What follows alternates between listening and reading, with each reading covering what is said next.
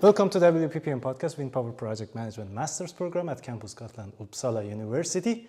I am very happy to have Will Anderson here, my good old friend, who is a construction manager, junior construction manager right now in the industry after finishing his studies in our program. Will, can you give us a little bit about your background? Yeah, absolutely. My background is in construction. I started working in construction when I was 16 years old. I started off small residential projects, a few commercial projects, and then it kind of grew as I moved to Australia and got more into civil and mining sector. So we started building roads, pipelines, building dams, and so on. So a lot of heavy machinery and large-scale government projects, anyways. So that's a little bit about my background, and then I kind of felt as I got a little bit older and a little bit more interested in renewable energy that I wanted to make that transition out of civil and mining and get into a greener field that's a little bit more, it's obviously greener and it's better for the environment, and it's the direction that you want the future to be heading anyways. Okay, but why specifically you choose wind power? Yeah, that's a good question. I was looking for renewable energy master's programs. I knew I wanted to do my master's somewhere here in Sweden, and I was very interested in both wind and solar. And this came up as a great looking program. I got to be based on this beautiful island, Gotland, and go to a very well-known, well-renowned university here at Uppsala. And wind is it's very interesting for me. I think I like these big construction projects where you see the finished project, and wind turbines are a little bit special in that sense. So that's kind of what directed me in this direction. Which part of the program you think, or which course was the most fruitful one for you and for your role? Yeah. So I think the best part of the program for me was after the first semester, you take all the introductory courses to really understand the industry a little bit better, and then you go into your project course where you work as a group and you do a feasibility study on developing your own wind farm, whether that's onshore or offshore, and then working with all the components to make it a realistic project. And I think that this whether you're going into project development or going into construction like I am, it really gives you the opportunity to look at a lot of different aspects of the project, as well as, very importantly as well, the financial side of things, and see if it's actually viable. If you do put so many turbines in this area, will you actually be able to bring those turbine components to site? Is it financially viable? And so on. And I think that that was a very fruitful part of the course that really helped me as I made that transition into a career. Okay, very nice. Let's dive into your role as a junior construction PM. What do you do actually? Yeah, that's a great question. My role is very dynamic. So when I started there, I got introduced to all the projects. Just so everybody's aware, my role is only land-based. I do no offshore, so it's all onshore projects that I'm involved in. And so after being introduced to the projects, I started looking a lot at doing the preliminary road layouts, first within our project site, as well as looking at the access roads from whatever harbor that we're looking at using, and how we're going to transport the turbine components to site. After that, I was helping doing the technical write-ups for our EIAs, our environmental impact assessments, that we need to leave in to get our permits in place. And then as well as I develop the construction budgets, I look at the construction timelines, everything from when we start to look at putting up the Met mast all the way through to operation. So it's a little bit of everything, and it keeps it really interesting. And it's been a really exciting role so far. Okay, very nice. Next question. It is kind of interesting for me to know what is the most challenging part in your role. What is the most interesting part in your role, and what is the most boring part? Yeah, that's a good question. I think that the most interesting part for me is trying to plan how we're actually going to build this. So looking at these road layouts, how we're going to construct the roads on the right slopes and everything to actually get to the turbine locations, and how we're going to set the crane pads so that it becomes both financially feasible but also actually feasible to bring the turbine components into site.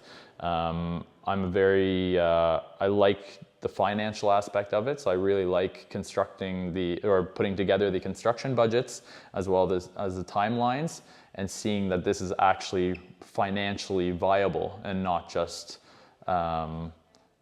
something that you're hoping that it's going to work. You know what I mean?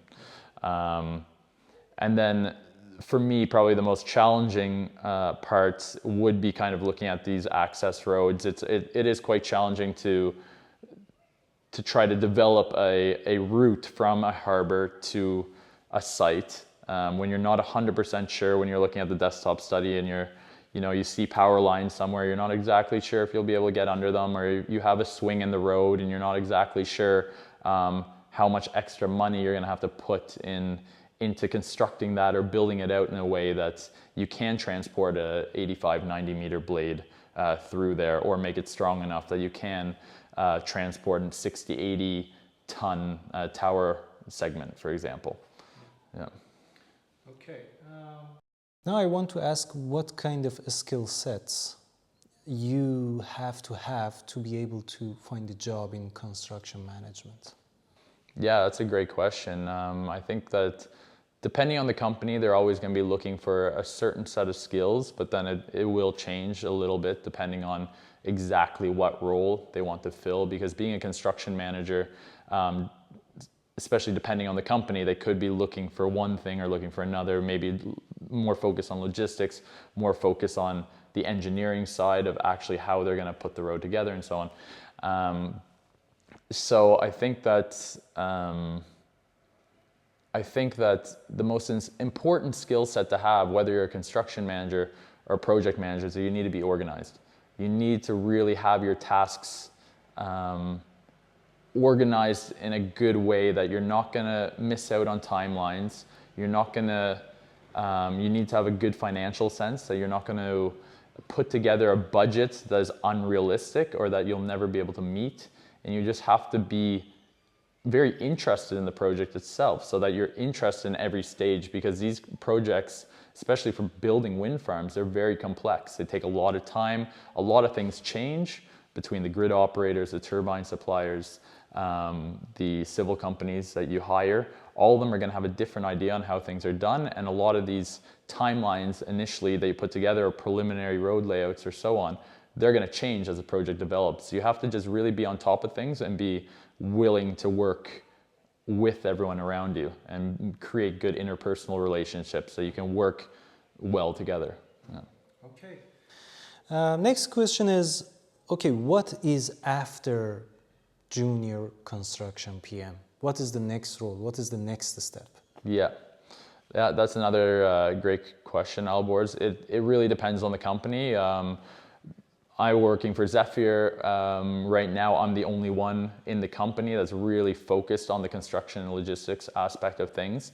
So the way that I can grow in the company might be completely different compared to if you look at a company like Eolus or Ox2 that already have senior construction managers in place. Then as a junior construction manager, you might have to spend more time at in a kind of introductory position before you can really move up. And that's why I love working for a smaller company that's just getting going here in Sweden, because there's a lot of room for growth. And hopefully I see it that as we get through these first projects and into an operation phase, hopefully I can go from being a junior construction manager more to head of construction and logistics. And then we're going to have to hire more guys as well at that point to work under me to get all of our tasks done on time.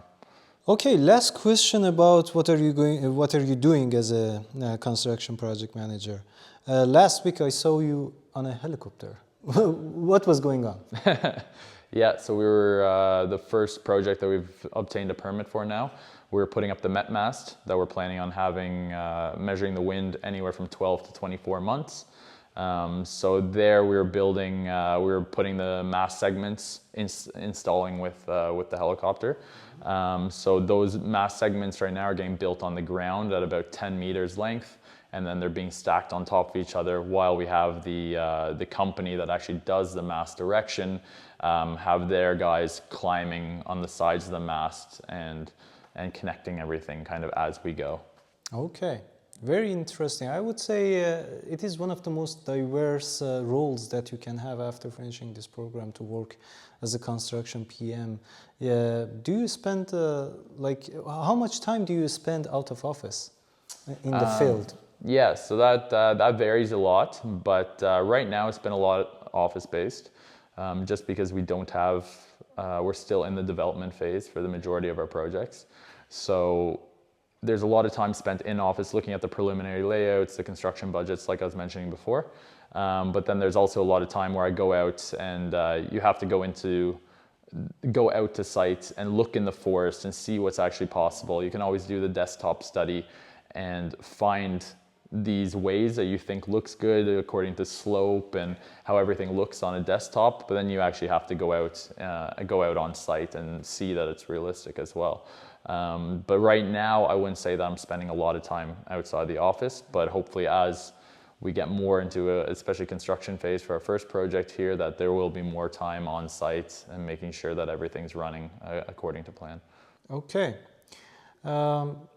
So next question is,